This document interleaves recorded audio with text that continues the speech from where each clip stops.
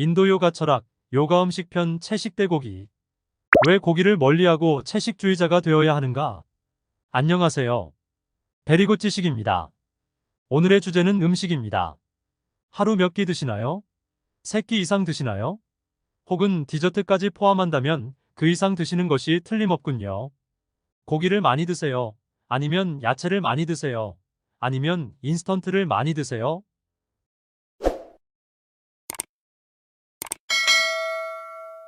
한때 이런 말이 유행한 적이 있습니다.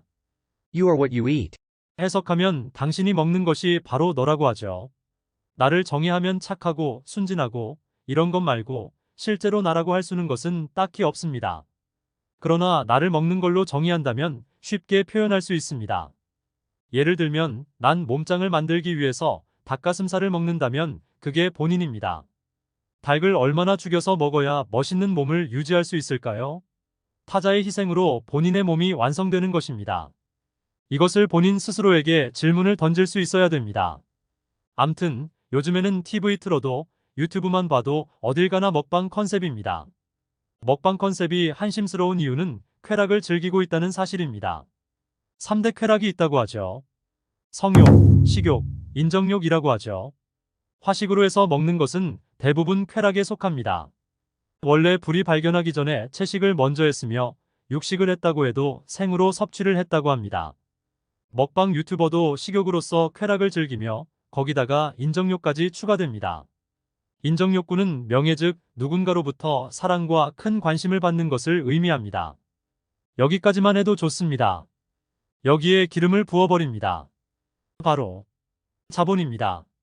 성욕, 식욕, 인정욕 3대 쾌락이 자본과 만나면서 찰떡궁합이 되어버린 것입니다.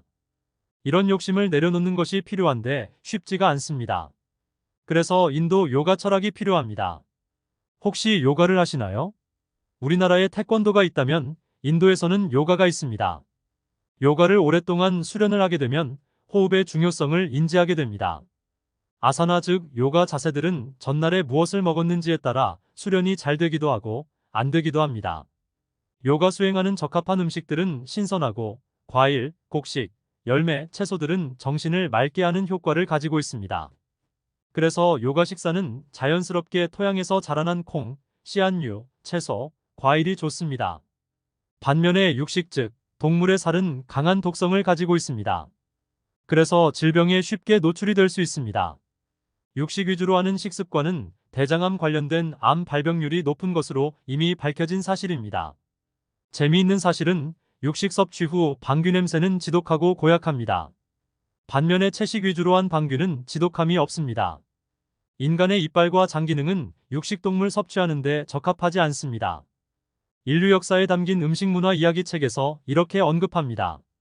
약 600만 년 500만 년 전에 등장한 초기 인류는 채식을 했습니다. 원시 인류의 턱뼈와 치아를 연구했더니 이들의 어금니는 마치 돌같이 단단하고 널쩍해 곡식과 채소를 갈기에 적합해 보였습니다.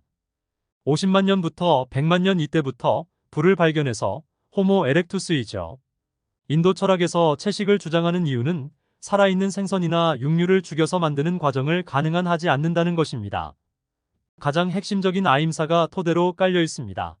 아임사란 인도 종교도덕의 기본적 사상 불살생의 뜻으로 힌두교에서 이상으로 삼고 있으며 간디가 독립운동을 벌일 때는 비폭력의 뜻으로 사용하였다. 어떠한 경우에도 폭력은 정당화될 수 없는 말이기도 하죠. 인도 요가 철학에서 가장 중요한 것은 영성입니다. 성장하여 도달하기 위해서는 이게 반드시 필요합니다. 음식을 나눌 때 3가지 형식으로 나눠집니다. 사트바적인 음식, 라자스적인 음식, 타마스적인 음식 3개로 나눠집니다. 사트바적인 음식은 가장 순수하고 몸의 균형과 마음을 평온하게 이끌어줍니다. 대표적인 음식은 곡물, 밀가루, 신선한 과일, 채소, 우유, 버터, 치즈입니다. 라자스적인 음식은 아주 뜨겁고 쓰고 시고 건조하고 짠 것을 말합니다. 맛을 자극적으로 가는 것을 경계해야 됩니다.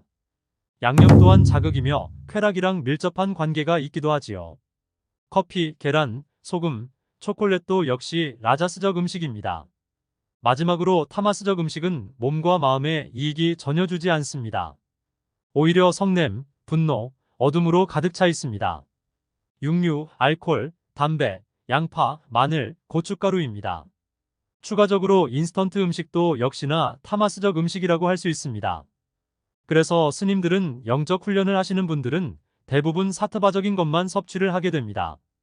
이런 것을 인도 요가 철학에서 에너지 구성을 군화라고 합니다. 사트바 순수성, 라자스 행동성, 열정, 변화의 과정, 타마스 어둠, 비활동성입니다. 그 에너지의 형체가 일어날 때는 그 중 하나가 지배적입니다. 예를 들어서 과일이 무르익으면 사트바적이고 익는 과정은 라자스적이고 완전히 익어 이미 오래되면 타마스적이기도 합니다. 우리의 삶 또한 마찬가지인데요. 만약에 강도가 누군가의 물건을 훔쳤다면 그의 행동에는 타마스적, 라자스적, 사트바적 순서로 작동으로 지배가 된 거라고 할 수 있죠. 오직 깨달은 사람만이 군화를 초월할 수 있다고 하지요. 다음에도 인도 요가 철학 이야기 이어집니다. 구독과 좋아요 부탁드립니다.